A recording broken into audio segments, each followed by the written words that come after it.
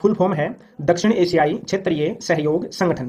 तो सार्क में सबसे पहले पढ़ेंगे इसकी भूमिका, उसके बाद में पढ़ेंगे इसके उद्देश्य, उसके बाद में सिद्धांत, उसके बाद में संस्थाएं और सबसे लास्ट में पढ़ेंगे इसके महत्व और समस्याएं। जो सार्क की फुल फॉर्म है वह है south Asian association for regional cooperation, यानी कि दक्षिण एशियाई क्षेत्रीय सहयोग संगठन।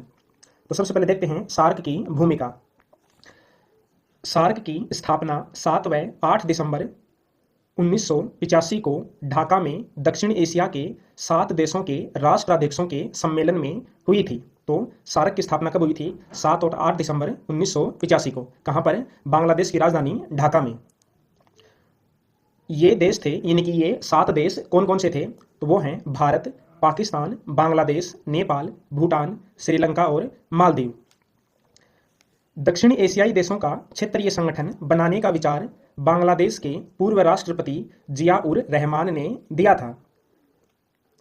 सार्क के 14वें शिखर सम्मेलन 2007 में अफगानिस्तान को भी इसमें शामिल कर लिया गया। इस प्रकार वर्तमान में सार्क में 8 देश शामिल हैं। तो सार्क की स्थापना कब हुई थी? 7-8 दिसंबर 1985 को। कहाँ पर? ढाका में हुई थी और प्रारंभ में इसमें 7 देश शामिल थे। उसके बाद में जब इसका 14वां शिखर सम्मेलन 2007 में हुआ तो अफगानिस्तान को भी शामिल कर लिया गया। तो इस प्रकार वर्तमान में सार्क की सदस्य संख्या 8 है। ठीक है। और सार्क के देशों का नाम याद करने की ट्रिक है MBBS पीना। क्या है? MBBS पीना। M का मतलब मालदीव, B का मतलब बांग्लादेश, B का मतलब भूटान, S का मतलब श्रीलंका, P का मतलब पाकिस्तान, I का मतलब इंडिया यानी कि भारत, N का मतलब नेपाल और A का मतलब अफगानिस्तान। तो इस प्रकार सार्क में 8 सदस्य देश हैं। अब देखते हैं सार्क के उद्देश्य। सार्क के चार्टर के अनुच्छेद 1 के अनुसार सार्क के मुख्य उद्देश्य निम्नलिखित हैं। सार्क का पहला उद्देश्य है दक्षिण एशिया की जनता के कल्याण एवं उनके जीवन स्तर में सुधार करना। दूसरा है दक्षिण एशिया के देशों की सामूहिक आत्मनिर्भरता में वृद्धि करना। तीसरा है क्षेत्र के आर्थिक, सामाजिक तथा सांस्कृतिक विकास में तेजी लाना। चौथा है आपसी विश्वास, सूझबूझ तथा एक दूसरे की समस्याओं का मूल्यांकन करना। पांचवा है आर्थिक, सामाजिक, सांस्कृतिक, तकनीकी और वैज्ञानिक क्षेत्र में पारस्परिक सहयोग करना। छठा है अन्य विकासशील देशों के साथ सहयोग में वृद्धि करना।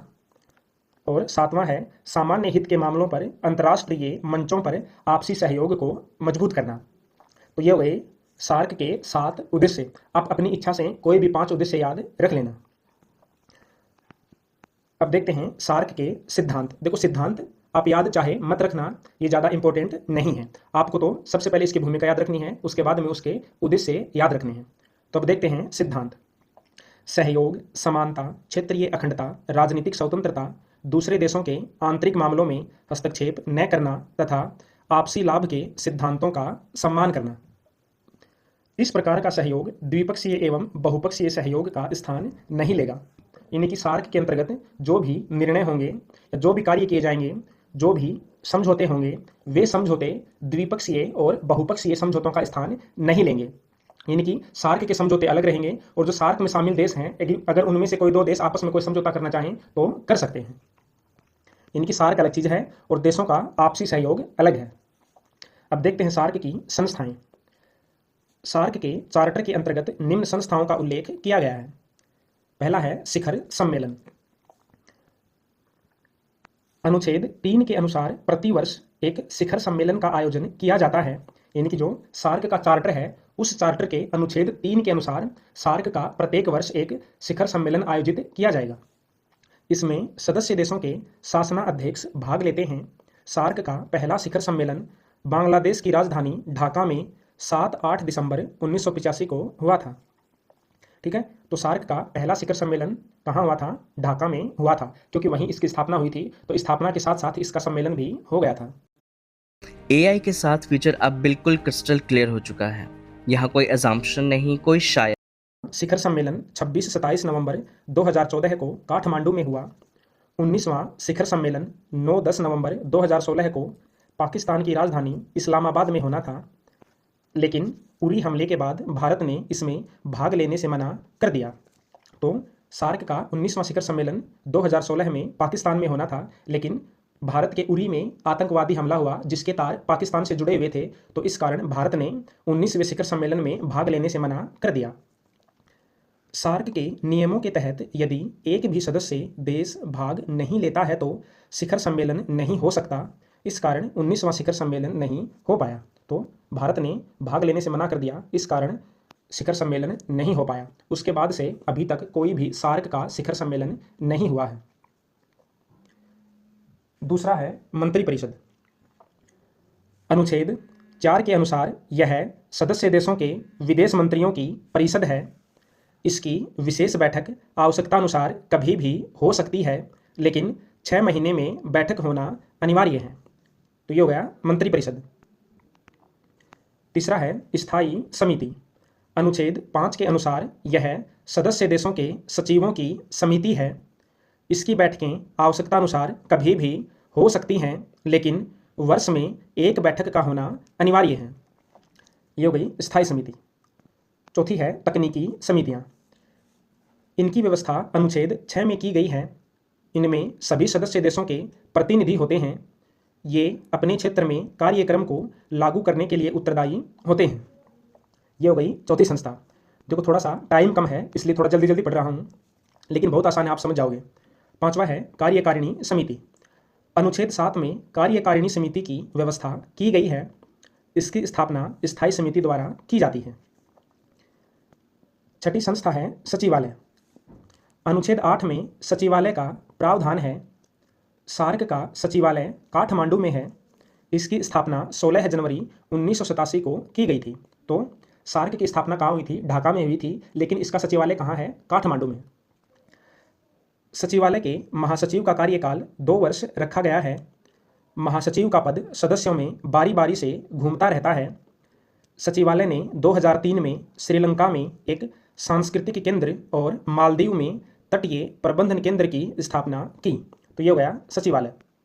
देखो हमने सार्क की 6 संस्थाएं पढ़ी हैं, तो अगर आपको 6 संस्थाएं याद ना रहें तो आप इनमें से 3 कर लेना। एक शिखर सम्मेलन, दूसरा मंत्रिपरिषद और तीसरा सचिवालय। अब देखते हैं सार्क का महत्व। पहला महत्व है नवंबर 2014 में काठमांडू शिखर सम्मेलन में अनेक पर्यवेक्षक राष्ट्रों ऑस्ट्रेलिया, अमेरिका, जापान, दक्षिण कोरिया आदि ने भाग लिया। इससे स्पष्ट है कि सार्क का वैश्विक विस्तार हो रहा है, जो दक्षिण एशिया को विश्व से जोड़ने में मदद करेगा। तो ये हो गया पहला महत्व। इनकी सार्क के कारण जो दक्षिण एशिया है वह विश्व से जुड़ सकता है, क्योंकि सार्क में अनेक पर्यवेक्षक राष्ट्र भी भाग लेते हैं।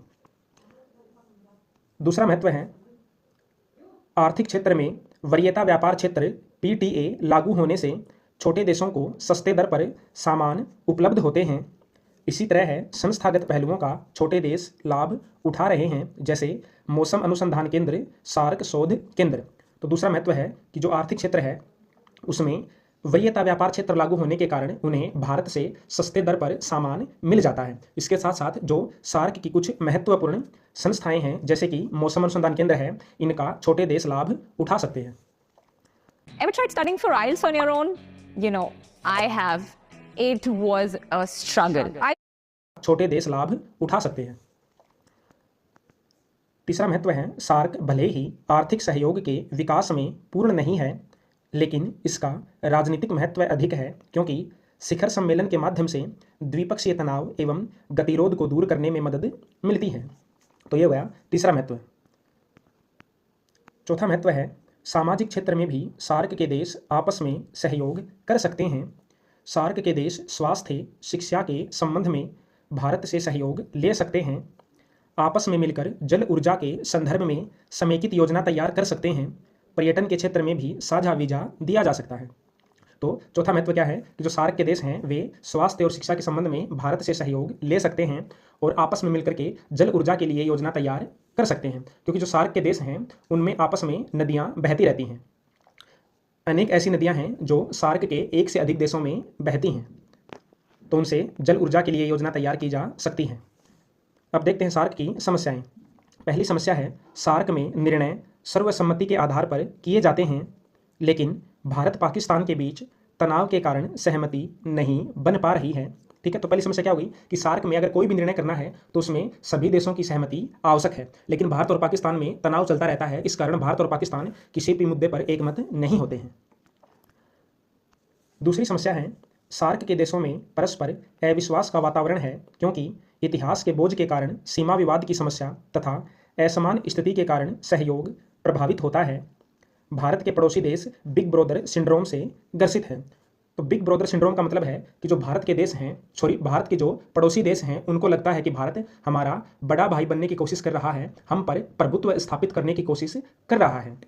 तो भारत के पड़ोसी देश भारत को शंका की दृष्टि से देखते हैं। तीसरी समस्या है, सार्क देशों में भारत ही एकमात्र ऐसा देश है जो प्रतियोगी मूल्यों पर वस्तुओं का उत्पादन कर सकता है, यानी कि सस्ते मूल्यों पर उत्पादन कर सकता है। अन्य देशों को निर्यात कर सकता है, लेकिन भारत दूसरे देशों से बहुत कम आयात करता है, जिससे पड़ोसी देशों में भुगतान संतुलन की समस्या बढ़ रही है। तो ये हो गया तीसरी समस्या कि जो भारत है वो तो सस्ता उत्पादन कर सकता है और सार्क के दूसरे देशों को निर्यात कर सकता है, लेकिन भारत दूसरे देशों से बहुत कम आयात करता है। तो इस कारण सार्क के दूसरे देशों की जो भुगतान संतुलन की समस्या है वह बढ़ रही है, यानी कि उनको व्यापार में घाटा होता है। चौथी समस्या है, भारत के पड़ोसी देश भारत को संदेह की नज़र से देखते हैं, क्योंकि भारत दक्षिण एशिया को भारतीय उपमहाद्वीप के रूप में देखता है। इसी कारण पाकिस्तान स्वयं को पश्चिमी एशिया का तथा श्रीलंका स्वयं को दक्षिणी पूर्वी एशिया का देश मानता है। तो ये हो गई चौथी समस्या। अब इसका कुछ थोड़ा सा निष्कर्ष देख लेते हैं। सार्क की स्थापना जिस उद्देश्य की प्राप्ति के लिए की गई थी वह अभी तक प्राप्त नहीं हो पाया है। तो आप देखेंगे कि जब हम सार्क के उद्देश्य पढ़ते हैं तो हम देखते हैं कि अभी तक सार्क उनमें से किसी भी उद्देश्य को पूरा करने में सफल नहीं हुआ है। इसका मुख्य कारण भारत पाकिस्तान का आपसी तनाव है। सदस्य देशों को असहयोग की भारी कीमत चुकानी पड़ रही है। छोटे देशों को मन से यह निकालना होगा कि सार्क से केवल भारत को फायदा होगा। जब भारत और चीन आपसी तनावों के बावजूद व्यापार में सहयोगी हैं तो दक्षिण एशियाई देशों को भी ऐसा ही कदम उठाना चाहिए। तो ये हो गया निष्कर्ष। थोड़ी सी समय की कमी थी इसलिए जल्दी जल्दी वीडियो बनाया है, लेकिन अगर आप ध्यान से पढ़ोगे तो समझ में आ जाएगा। तो ये हो गया हमारा। तो देखिए, जैसा कि हमें पता है कि द्वितीय विश्व युद्ध में सबसे ज़्यादा नुकसान किसको हुआ था? यूरोप के देशों को हुआ था। इसी वजह से द्वितीय विश्व युद्ध के बाद यूरोप के देशों ने अपनी स्थिति को सुधारने की कोशिश की। सेकेंड वर्ल्ड वॉर हुई थी, कब हुई थी? 1939 से लेकर 45 तक। तो ऐसे में सबसे ज़्यादा नुकसान किसको हुआ था? यूरोप के देशों को, क्योंकि जितने भी बड़े बड़े देश थे, कौन कौन से देखिए, ब्रिटेन हो गया, इटली हो गया, इटली के अलावा जर्मनी हो गया, जर्मनी, ये सब देश कहाँ के थे? यूरोप के थे। तो इनको सबसे ज़्यादा नुकसान हुआ था। तो इसी वजह से इन्होंने खुद को सुधारने के लिए एक संगठन बनाने की सोची, ताकि एक साथ मिलकर अपना क्या कर सके, विकास कर सके। तो इसी चीज़ को देखते हुए इनके विकास के लिए अमेरिका ने इनकी मदद की, यानी उन्होंने एक व्यवस्था बनाई और इसी से बना क्या? यूरोपीय संघ। तो हुआ क्या कि द्वितीय विश्व युद्ध में यूरोप के देशों को बहुत ज़्यादा नुकसान हुआ, तो उस नुकसान की भरपाई करने के लिए, अच्छे से विकास करने के लिए उन्होंने क्या किया? एक संगठन बनाया जिसका नाम क्या था? यूरोपीय संघ था।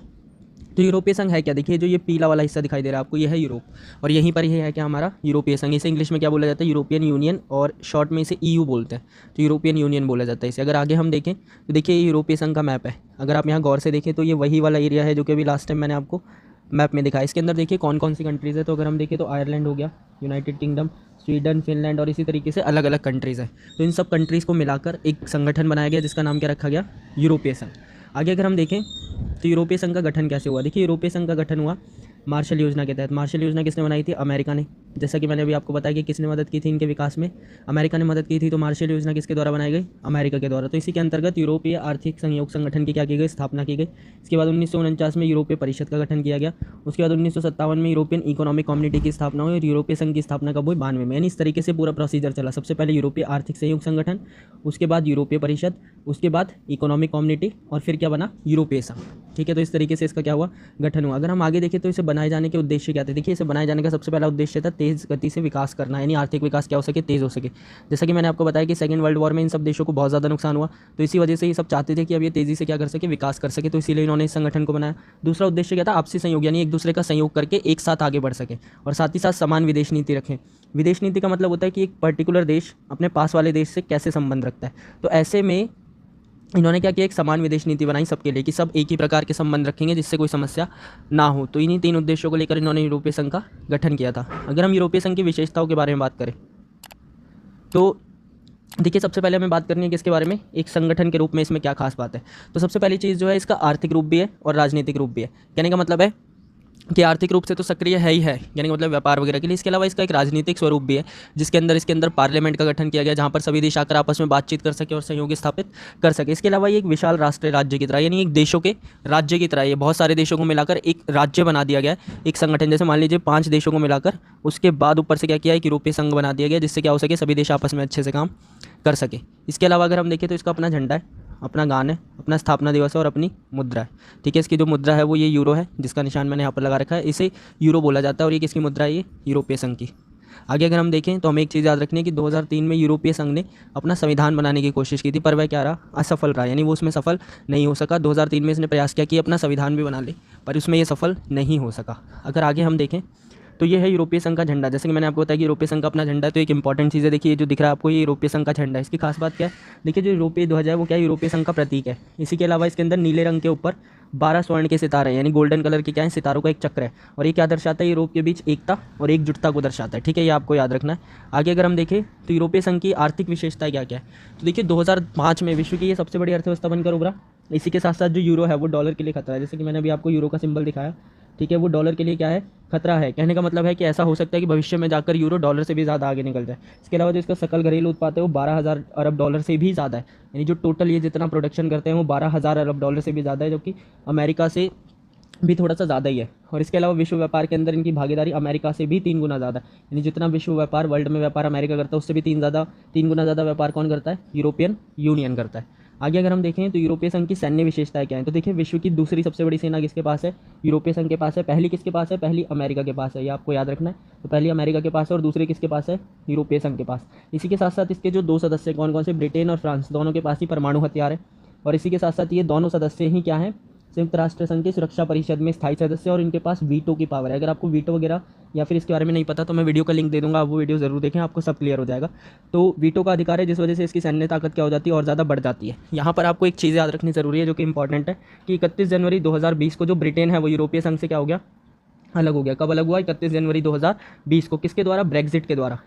ठीक है, ये नाम आपको याद रखना है, ब्रेक्जिट के द्वारा ब्रिटेन क्या हुआ, यूरोपीय संघ से अलग हो गया, यानी अब ब्रिटेन यूरोपीय संघ का हिस्सा नहीं है। आई होप कि आपको सब कुछ अच्छे से क्लियर हो गया होगा। अगर आपको कोई भी डाउट है तो आप नीचे कमेंट कर सकते हैं। इसके अलावा वीडियो को ज़्यादा से ज़्यादा शेयर कीजिए, लाइक कीजिए, ताकि